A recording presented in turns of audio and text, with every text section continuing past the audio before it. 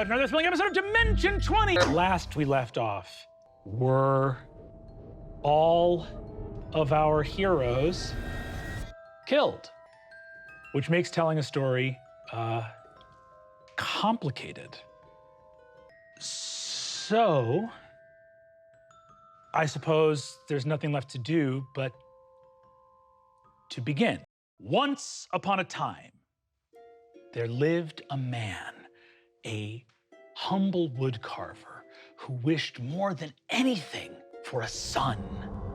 And a day came to pass when a new daughter was born in this faraway kingdom, and many fairies were invited from the kingdom to come and see. Grandma's looking a little funny. Your teeth are honking big. All the better to eat you with. What?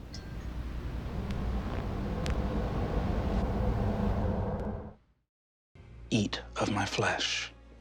And you got turned into a frog when you were a little boy.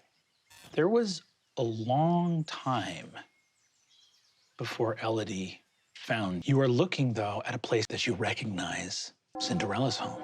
You see running, screaming from a flock of birds, two young women holding their bleeding faces as the birds peck out their eyes. And they all lived happily. And that's the end of our story.